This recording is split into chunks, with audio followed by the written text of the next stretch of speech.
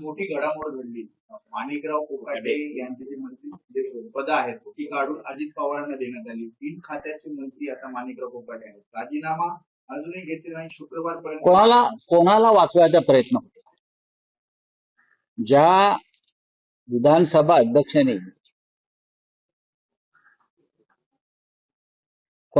राष्ट्रवादी काँग्रेस आणि शिवसेनेच्या 40 आमदारांच्या अपात्रतेच्या बाबतीमध्ये ज्या तडकाफडकी निर्णय घेतला, सुनील केदार यांच्या बाबतीत तडकाफडकी निर्णय घेतला, वेगळी केस नाही. पण महाराष्ट्रातले अजित पवार गटाच्या एका मंत्र्याला 2 वर्षाची शिक्षा होऊन सुद्धा ते अद्याप मंत्रिपदावर कायम आहे. आणि त्यांच्या आमदारकीबाबत सुद्धा राहुल नार्वेकर यांनी जे विधान केलेलं आहे, कोर्टाची मूळ प्रत येऊ द्या, अशा कोणत्या मूळ प्रतीवरून त्यांनी इतरांवर कारवाया केल्या? कोणावर केल्या? या राज्यामध्ये भ्रष्टाचार सहन केला जाणार नाही. किंबहुना देशामध्ये असे मोदी आणि फडणवीस सांगतात आणि भ्रष्टाचाराला कशा प्रकारे ते उत्तेजन देत आहेत. भ्रष्टाचार आणि ड्रग्जच्या विळख्यामध्ये महाराष्ट्र सापडलं आणि हे ड्रग्जचे रॅकेट फडणवीस कॅबिनेटच्या मंत्र्यांच्या घरापर्यंत पोहोचल्या तरी फडणवीस गप्प आहेत. महाराष्ट्राची तरुण पिढी ही ड्रग्जच्या विळख्यात पूर्णपणे फसली. विद्यार्थी, कॉलेज, शाळा आणि हे ड्रग्ज पूर्वी बाहेरून येत होतं, आता महाराष्ट्रामध्ये त्याचे कारखाने उघडले जात आहेत. जी काय गुंतवणूक येणाऱ्या उद्योगाची हीच आहे का महाराष्ट्रात? जे फडणवीस सांगतात की महाराष्ट्रामध्ये मोठ्या प्रमाणामध्ये उद्योग येणार आहेत, गुंतवणूक येणार आहे, हे ड्रग्जचे कारखाने म्हणजे गुंतवणूक आहे का? महाराष्ट्राच्या उपमुख्यमंत्र्याच्या भावाचं नाव आलेलं आहे साताऱ्यात. खरं म्हणजे मुख्यमंत्र्यांनी तात्काळ सातारच्या पोलीस अधीक्षकांवर कारवाई केली पाहिजे. हे जे कोणी तुषार दोषी आहेत त्यांनी कसं आणि कोणाला या ड्रग्ज रॅकेटमधून वाचवायचा प्रयत्न केला हे काल आमच्या सुषमा अंधारे यांनी स्पष्ट केलेलं. ते खोटं असेल तर त्यांनी पुढे येऊन सांगावं. पण या राज्यामधलं ड्रग्ज रॅकेट आता सत्ताधाऱ्यांच्या घरापर्यंत पोहोचलं असेल आणि तिथून ही सगळी यंत्रणा राबवली जात असेल, त्या महाराष्ट्रात काय नाही. बेगुमानपणे झाडं तोडली जात आहेत, हत्या होत आहेत, भ्रष्टाचार होतोय, मंत्रीच वॉन्टेड राहतात, मंत्री परागंदा होतात, मंत्र्यांवरती भ्रष्टाचाराचे आरोप सिद्ध होणे, त्यांच्यावर कारवाई होत नाही. आणि हे ड्रग्जचे रॅकेट ही अत्यंत गंभीर गोष्ट आहे महाराष्ट्रात. एका बाजूला माणिकराव कोकाटे यांचं मंत्रिपद जाण्याच्या वाटेवर असताना दुसऱ्या बाजूला धनंजय मुंडे हे स्वतःच्या मंत्रिपदासाठी फिल्डिंग लावतायत असं दिसतंय. काल अमित शहाची दिल्लीत भेट घेतली आहे. नाही, अमित शहा पटेल आणि त्यांची जे वरिष्ठ नेते त्यांना देखील न सांगता ते अमित शहाकडे गेले अशी त्याची माहिती. नाही, असू शकेल. अमित शहा हे पक्ष फोडण्यामध्ये पटाईत असतात, माणसं फोडण्यात, सत्तेचा वापर करून अमिष दाखवून. धनंजय मुंडे मंत्री होतील की नाही याच्याविषयी मी आता सांगू शकत नाही, पण मला असं वाटतं की त्यांना मंत्रीपदी परत स्थानापन्न करणं हे फडणवीसांना सोपं नाही. ज्या पद्धतीनं बीडमध्ये धनंजय देशमुख यांचा खून झाला आणि त्याच्यामध्ये संतोष देशमुख आणि त्याच्यामध्ये मुंडे यांचं समर्थन असलेल्या मुंडांच्या टोळ्या सहभागी होत्या. याच कारणासाठी त्यांना मंत्रिपदावरून जावं लागलं ना. मग ते कारण संपलं का? अजूनही वाल्मिक कराड जेलमध्ये आहे, अजूनही खटला संपलेला नाही. अशा वेळेला ज्यांच्यावरती गंभीर स्वरूपाचे आरोप आणि गुन्हे होते अशांना परत मंत्रिमंडळात घेण्याचं पाप फडणवीस करतील असं मला वाटत नाही. 2 मंत्री फडणवीस मंत्रिमंडळातले भ्रष्टाचार आणि गुंडागर्दी या आरोपावरून जात आहेत किंवा गेले. हा या सरकारला लागलेला काळीमा आहे. 2 मंत्री गेले एकाच गटाचे. खरं म्हणजे शिंदे गटाचे असे असंख्य मंत्री आहेत, त्यांना तात्काळ बरखास्त केलं पाहिजे. पैशाच्या बॅगा दाखवतायत, पैसे मोजताना दिसतायत, असं असंख्य विषय आहेत. पण देवेंद्र फडणवीस टप्प्याटप्प्यानं गेम करतील, टप्प्याटप्प्यात, आणि शेवटचा घाव ते मिंद्यांवरच घालतील, याची मला पूर्ण खात्री आहे. पण टार्गेट सध्या अजित पवारांचा प्रश्न आहे कारण धनंजय मुंडे नंतर आता माणिकराव कोकाटे. नाही, कोकाटे ही हिट विकेट आहे. कोकाटे ही स्वतःच त्यांनी खड्ड्यात उडी मारली. त्यांची केस आपण पाहिली, सदनिका लाटण्याची खोटी कागदपत्र देऊन, ती आताची नाहीये ना, फक्त योग्य वेळी ती बाहेर आली. ते कसं फडणवीसांमध्ये नक्कीच आहे. नाही, पण राऊत साहेब, अगदी शेवटच्या क्षणापर्यंत कोकाटेंना वाचवण्याचा सरकारचा प्रयत्न अजूनही सुरू आहे, तर तो का असावा असं तुमचं मत आहे? अजूनही सुरू आहे.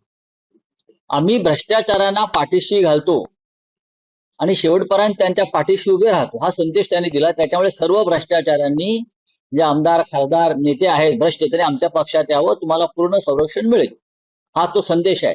तसं नसतं तर अमित शहा काल धनंजय मुंडेंना भेटले नसते. अमित शहा काल धनंजय मुंडेंना भेटले, हा सुद्धा तो संदेश आहे. काही करा आणि आमच्याकडे या, आम्ही तुमच्या पाठीशी आहोत. हा संदेश महाराष्ट्रात फडणवीस देत आहेत, हा संदेश दिल्लीमध्ये अमित शहा देत आहेत. राजकारणाचा तुम्ही उल्लेख केला, त्यामध्ये एकनाथ शिंदे यांचे सख्खे बाबा आहेत प्रकाश शिंदे, त्यांनी असं म्हटलंय की त्या ड्रग्स कारखान्याशी माझा काही संबंध नाही. चौकशी व्हायला काय हरकत आहे? तुषार दोशी पोलीस अधीक्षक यांनी ज्या पद्धतीनं चौकशीतून आणि FIR मधून यांची नावं वगळलेली आहे, काल मला वाटतं पुरेशी माहिती सुषमा अंधारे यांनी दिली, त्याच्यावर त्यांनी खुलासा केला पाहिजे. ड्रग्स रॅकेट आपल्या घरापर्यंत पोहोचलाय, तुमची आता पळापळ चाललेली आहे. तुषार दोशी जे पोलीस अधीक्षक आहेत त्यांचे कॉल रेकॉर्ड तुम्ही चेक करा, मंत्रालयातून आणि उपमुख्यमंत्रीच्या कार्यालयातून आणि नंदगिरीवरून किती आणि कसे फोन सातत्याने जात होते सातारच्या पोलीस अधीक्षकांच्या कार्यालयात, हे तुम्हाला कळेल. मग का धावाधाव का झाली?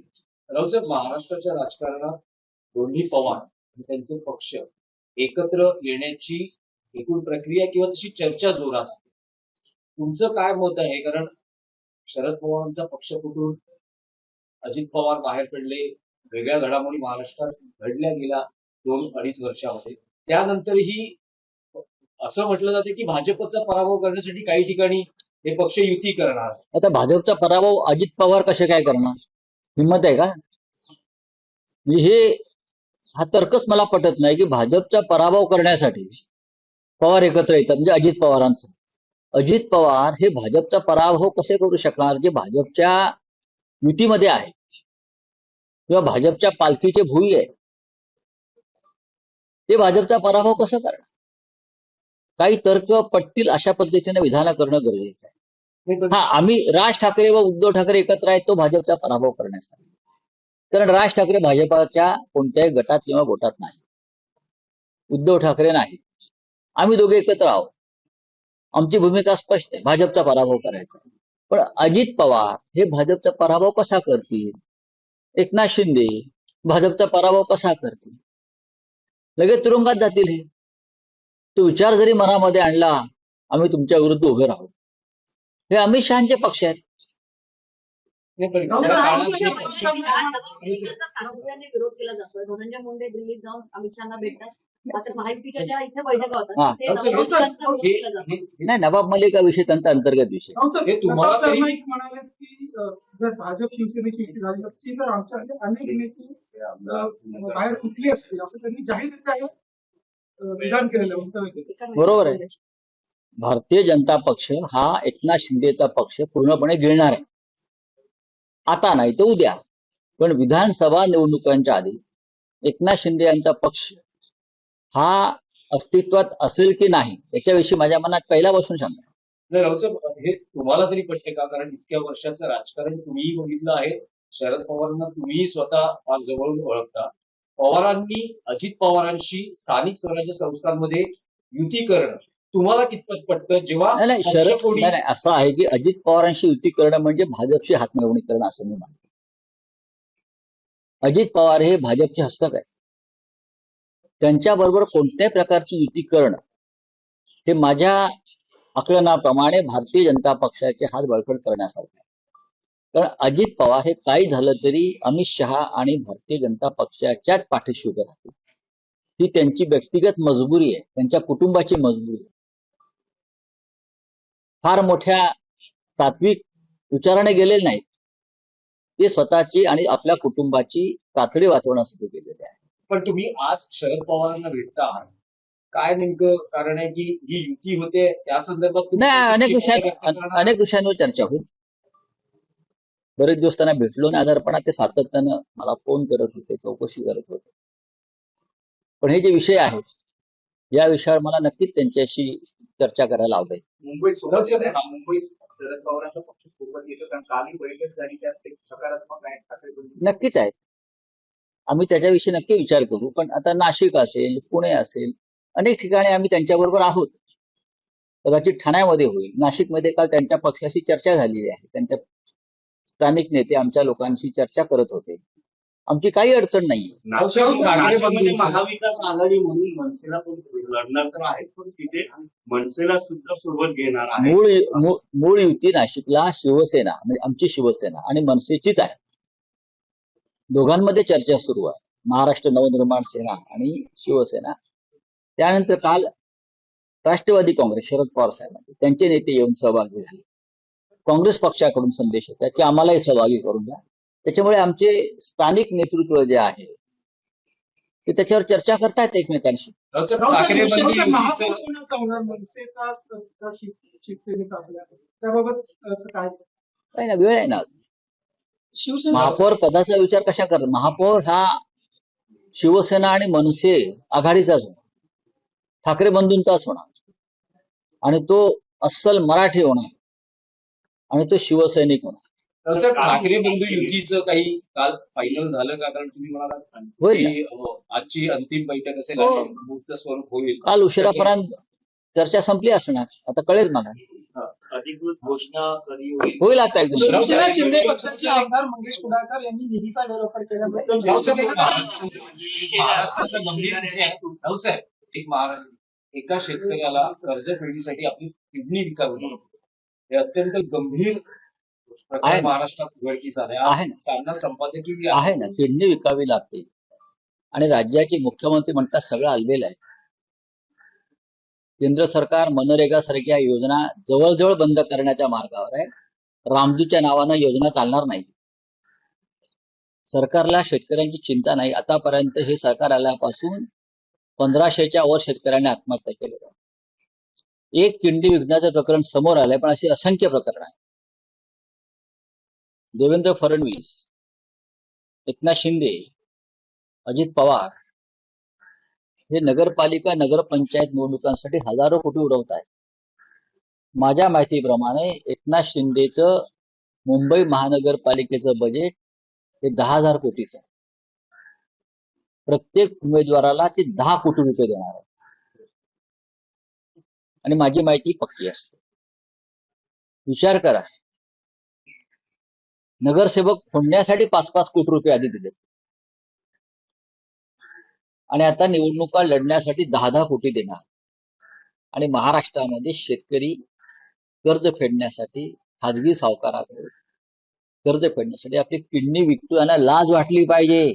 मुख्यमंत्र्यांना आणि उपमुख्यमंत्र्यांना लाज वाटली पाहिजे या गोष्टीची. त्यांच्या राज्यामध्ये प्रजा जनता किडनी विकून जगण्याचा प्रयत्न करते. किडनी भाऊसाहेब, तुम्ही जर दावा केला की 10,000 कोटीचं बजेट आहे ना. ते उमेदवाराला 10 आहे. कोटी देणार आणि ते महापालिकेतूनच लुटलेले आहेत नाही, पण मग आणि महापालिकेच्या ठेकेदारांकडूनच घेतलेले पैसे आहेत हे पैसे कदाचित आता ड्रग्स मधून आले असतील. आता एक नवीन लिंक्स आली आहे. ड्रग्स मध्ये 145 कोटीचं ड्रग्ज जर त्यांच्या घराच्या किंवा रिसॉर्टच्या आवारात सापडते, 145 कोटीचं ड्रग्स. त्यानंतर परत पाचगणीमध्ये 40 कोटीचं मॅन्ड्रेक्स सापडलं मोठ्या म्हणजे त्याच परिसरामध्ये सातारा, पाचगणी याच परिसरामध्ये ड्रग्जचे कारखाने का उभे राहिले? कोण याच्या पाठीशी आहे? सरकार कोणाचं आहे? साताऱ्यात हेलिकॉप्टर कोणाची उडतात आणि उतरतात? हा विचार देवेंद्र फडणवीस यांनी केला पाहिजे आणि ताबडतोब याची चौकशी करण्यासाठी एक हाय लेवल एसआयटी त्यांनी स्थापन केली पाहिजे. एवढ्या मोठ्या पॅकेज पुढे ठाकरे बंधूंच्या युतीचा निभाव कसा लागणार? लागेल ना, पैसेच आहेत ना, बाकी काय. पाहू, पैशाने मराठी माणूस किती विकला जातोय. त्यांना वाटत असेल की विकला जाईल मुंबईतला. आम्हाला खात्री आहे तो आमच्या बरोबर आहे. कारण मंत्रिमंडळाचा संस्थांवर टीका करताय, वेगळ्यात टीका करताय, तुमच्यावर देखील त्यांनी करू टीका केली आहे. करू द्या. ते सांस्कृतिक मंत्री आहेत, त्यांना साहित्य, कला, कविता याच्याविषयी त्यांनी सातत्यानं अभ्यास केला पाहिजे. साहित्य संमेलनं, कवी संमेलनं यात त्यांनी सहभागी व्हायला पाहिजे. सांस्कृतिक उत्सव, चित्रपट उत्सवात त्यांनी सहभाग घेतला पाहिजे. आणि त्यांना कविता आवडतात, मला माहिती आहे, माझे मित्र आहेत ते. त्यांचं वाचन फार दांग आहे. कदाचित ते आता कविता आमच्याला करायला लागले असतील तर त्यांना साहित्य अकादमीच्या पुरस्कारासाठी आम्ही शिफारस करू, किंवा राज्याचा पुरस्कार राज्य शासनाचा नक्की मिळेल त्यांच्या पुस्तकांना, कारण हल्ली वशिल्यावर चालते सगळं राज्यात. चला, धन्यवाद.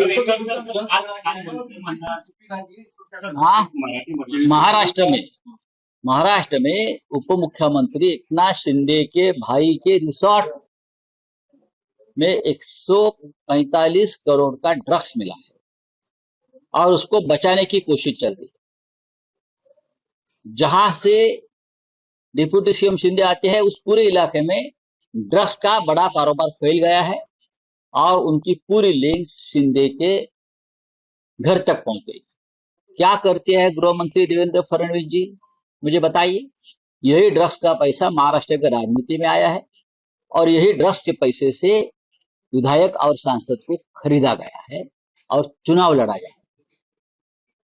अमित शाह जी ने, जो गृह मंत्री है देश के, पूरे देश से ड्रग्स को खत्म करने का ऐलान किया है ना.